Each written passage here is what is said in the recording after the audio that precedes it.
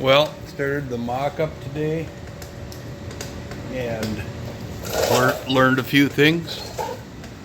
Decided to place the case on my existing mock-up.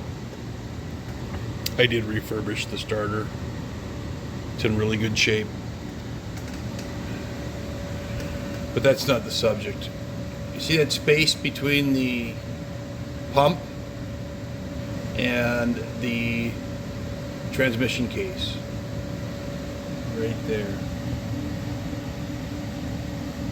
That's about 1/4 of an inch. I haven't stuck anything in there, just looking at it. One consideration, I knew I was going to be close to zero. Focusing on the drive in 100% engagement.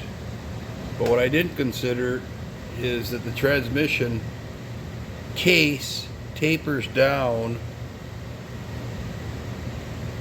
to the pan mounting surface. So I got to get some space there, because obviously when I make the adapter, you can't go to zero. You can't have no material there. So I have to have more than some material there. So I'm going to have to lift the torque converter, which lifts the ring gear and the flex plate up, and start the program all over again. But that's the way these things go. That's the way they go. It's a little bit frustrating, but when you're going from scratch, it takes a little bit of time and energy, because you consider as many variables as you possibly can, but something always crops up in any regard. Now I'll start dimensioning the gap, decide how much material I want here, focus on what I can do for the starter, if I can do anything for the starter, to be able to bring that up, and start the process all over again.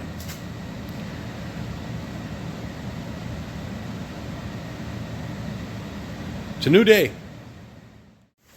So with all the changes on the engine, we don't need that in the picture. With all the changes on the engine, I decided to assess the starter drive. So originally, this starter drive engaged, as you saw in videos, just fine. As I built the stack up, the adapter plate and I had to move the transmission up to get the adapter plate in, because the pump housing on the transfer plate was below the center line of the bell housing on the transmission. And that would have gone for some relatively fancy machining. Not that it would be a problem to do it that way, but it wasn't a solution, an effective solution for the 3D modeling. We landed so close to that center line that we opted to, well, actually we weren't below it. We were at 160 thou above it. 160 thou above it. And that's about the distance that the torque converter needs to be from the flex plate. So we obviously had to get that higher up. That was the condition. So that gets you to 320, or roughly 150 on the flex plate. And so as we built that thing out, we determined that we needed to land properly and get the configuration proper. We needed to build thicken, if you will, the crank adapter for the flex plate. So torque converter goes on top of the flex plate, ring gears on the torque converter in this example, in a 46 RE of the early 2000s, late 90s. It's on the torque converter, which puts it on top of the flex plate, which moves it in an undesirable distance away. However, I had it all mocked up and correct under the assumption that I could get away with an 1/8 of an inch thickness on the adapter, the spacer for the crankshaft. That looks something like this, where these two bottom lines register with the crank.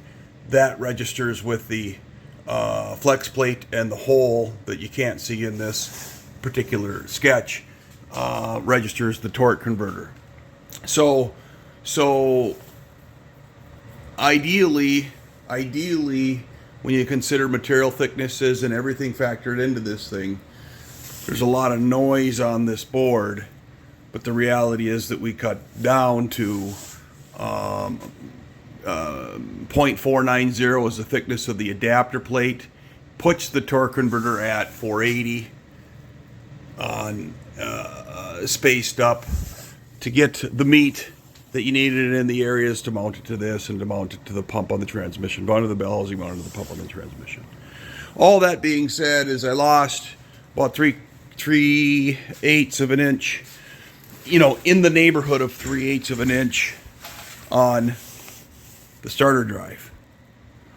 So the starter drive is, I'm going to do this so that you can see what I am doing with one hand.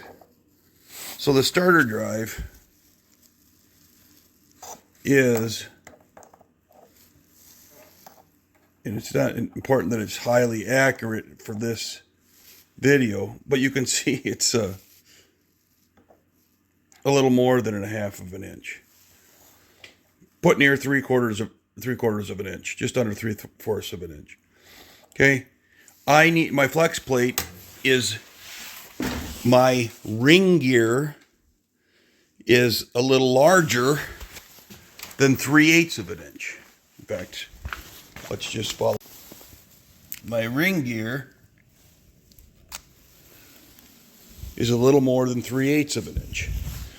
So I need to get that drive up about 3/8 of an inch because I lost less than 1/2 of an inch. I'm not going to draw it on paper, but if you write all this down, you'll know, and I know you don't care to. So how am I going to get that? I looked online all over the place for ring gears, for Denso starters. I could probably get a 9-tooth to fit. This is the direction that the ring gear goes on this particular case. He is capped by a snap ring that goes on here and a cup that keeps the snap ring closed onto this groove on the drive shaft. Okay, so what is known is that this is splined. It's splined to a certain distance so that this spring holds that gear in that direction. I got to get it on the spline.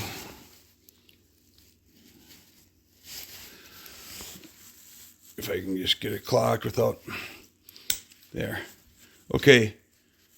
The little cup goes on the snap ring and voila, it's all locked in. There's a little bit of spring tension, so on and so forth. My theory is, if I flip this gear on this shaft,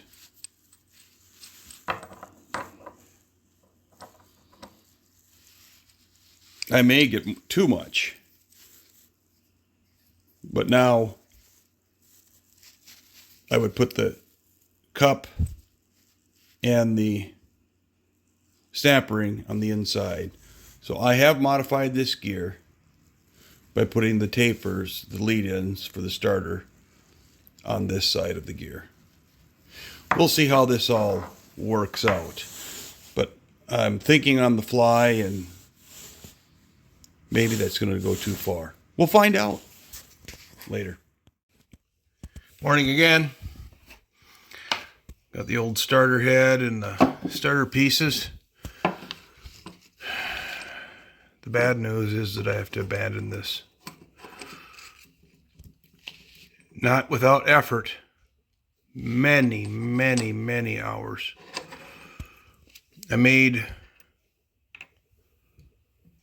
2 bushings. I tried shaving the end on the starter, flipping the gear from this position. Let me get that. Let me show you here.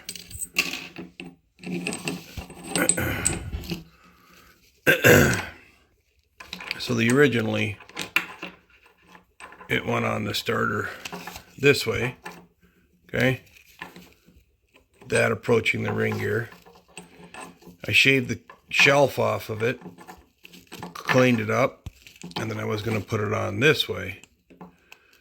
And the reason for that is the spline, see that? Spline is only about halfway through, so I didn't want to take the spline off. After that, I then took and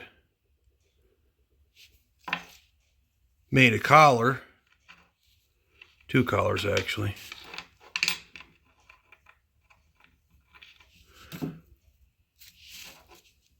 Try to space that guy up and put it on the right way. And through a different configuration, I got rid of this collar that originally went on top along with the snap ring right there. And I cut a groove in to here. This is hardened. I had to use a die grinder on my lathe with a carbide bit to cut that. And it worked. I mean, it worked fine. And so that moved it up, but it didn't move it up enough. So I'm on the search for a starter gear that'll fit a Chrysler drive or I start over. So that's where that's at. On another note, so I have to abandon the starter head. I'm not done, but I just, that concept has been exhausted. On another note, I got all the exhaust ports done and cleaned up. Of course, now I can't tell. I should have done a side-by-side, but they're opened up, which is fine. My biggest concern, I'm not going to take all the beef around the exhaust valve guide off. I mean, I'm not looking for serious horsepower. I'm looking for good, smooth running engine. So if I can get a little more performance or efficiency out of these, I'm going to. The 392 gasket, or the currently available gasket that came with the headers, look at that. That is dangerously different. So much so that, where is it? Right there. Right there. See that? Of course, that header, and this is the gasket that came with the headers, will leak. Right in here, and right in peekaboo, right in there, and right in here. See? So I'm burning adapter flanges out, and they're all going to have, these started at 1 7/16, these holes. They are now 1.5.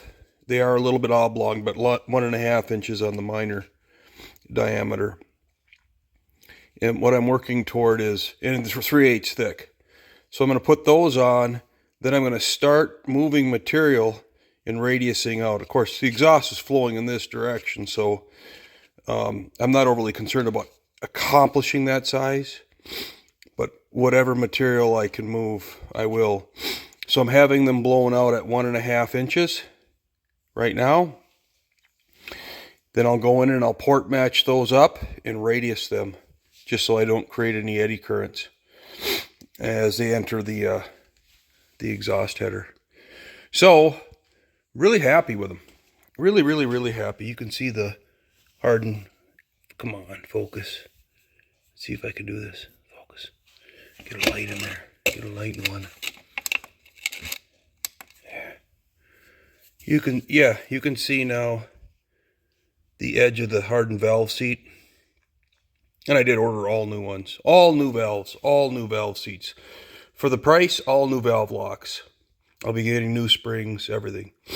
But for the insurance, it's worth it. Only thing I don't like in the center is that exhaust crossover. I mean, what an interruption in flow. Anyway, sorry about that. But everything is cleaned up, looking really good, and ready to go to the machine shop. That was the goal. Just get them ready to go to the machine shop. I only have the bowls of the intake sides done. I just have the bowls ground. They're full of dirt from grinding, but I only have the bowls cleaned up. And so the intake side will come after the heads are rebuilt. Hello everyone. Well, it's always good to sleep on it, right? So I got to looking. I got to this site, and it's drive gears, armature gears. Don't know. I landed on it last night, just poking around. And it's called Metro Autos Industrial Inc. And they give the gear dimensions. And I know that I have a 10-tooth gear on this starter. And I searched through the 9-tooth. Could I do a little bit of modification? What are the diameters? So on and so forth. But essentially, I dimensioned out my 10-tooth gear. And I'm going to scroll down to there. Okay, right here we're at 10-tooth now. And I found my gear. Okay, my OD is 33 right there. That was my gear. But the other interesting thing in going through this website was that a lot of the drives don't have a cushion or a spring under the gear for engagement. Okay, so it's worth a try. In the interest of being dead, the gear being dead, that is, I wanted to go ahead and identify with how other starters are. So I'm going to flip this video or this camera over to the other side. Okay, and we're going to take a look at what I got going. So basically, this is the starter drive. And the shelf distance here on this gear, that ledge, this little stick out piece right here, is 7 millimeters. 7 millimeters is about what? 6.5 is about 1/4 of an inch. 7 millimeters is more than 13. 6.5 is about 1/4 of an inch. So when in a prior video, I probably didn't explain it very well. I took the back side of the gear, the shelf on it, and I ground it off and identified the teeth and all that kind of a thing. So it's not necessarily ideal. I think I can pull it up out of here.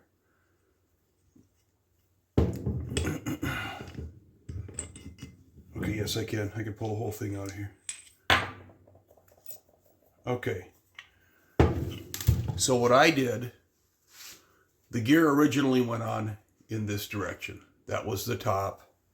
It was met with a, there was a spring in the backside. Okay.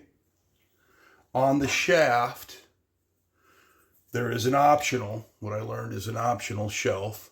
And this is a cogged, you can see the teeth in there, or a splined, and it meets with the splines on here, slides completely on, okay? Then it's met with the spring. Then this gear went on this direction, okay? And you engage the C-clip on the top through the,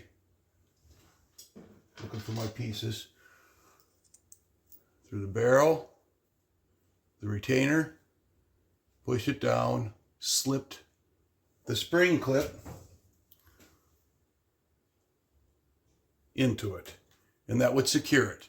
But now, in essence, fully extend that spring. Okay, so you had about 1/4 of an inch, maybe a little better than 1/4 of an inch, where if this didn't introduce to the ring gear properly, it could bounce, basically, and engage. What I did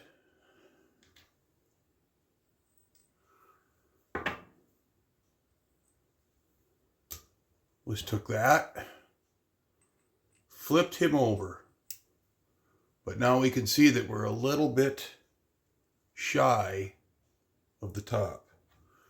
So I took this, which was 70.7 inches, and I need to get to 0.67 inches to fit inside of there. God damn it, I keep going off screen. And you can see it fits inside of there, and there is a bit of a ledge. I left the edge on it, so I tapered it very, very slightly so that it would catch in there. So you'll never see it because it's 0.03 of an inch, but I tapered it ever so slightly. Okay, so now on the stack up, it's going to be this, this,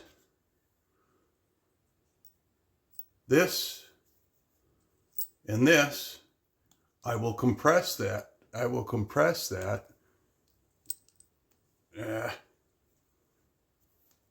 Like that, and place the ring into it. That 7mm delta now flipped over is 14 or 9/16. I bolted this up to the engine, index the starter, and she sits about 60 thou below the ring gear, 60, maybe 70 thou, but in that range, 60 to 70 thou. You can use drill bits, which is a nice position, and it fully engages to the bottom of the chamfer on these teeth when I manually push the gear all the way up. The key to the thing is that it goes all the way down where it needs to go. So I am going to assemble the starter drive. For those of you that haven't seen them before, you got a spring that drives that. In terms of assembly, that's what drives your starter back. He goes into the drive. Okay, there's a lot of tension on there. Splines in. I can hold everything with 2 hands now. There. And he clocks, rotates, if you will. Oh, I think these, if I can hold everything, you know, probably about 20 degrees or so.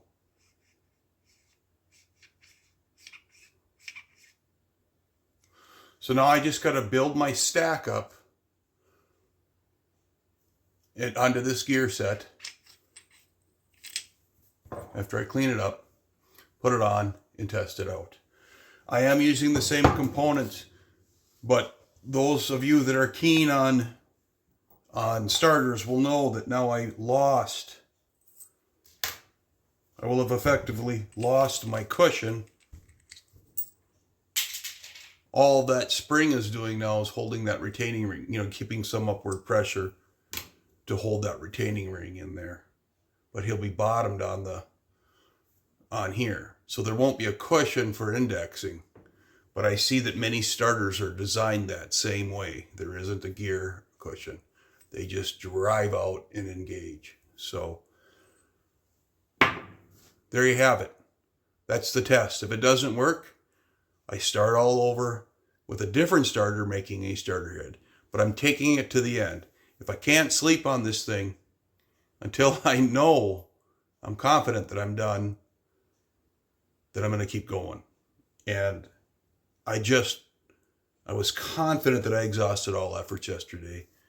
But the one thing that I didn't try was today. So there's probably another thing. But at the end of the story, I got the time. It's vacation, and I'm going to give it one more try. Thanks for watching.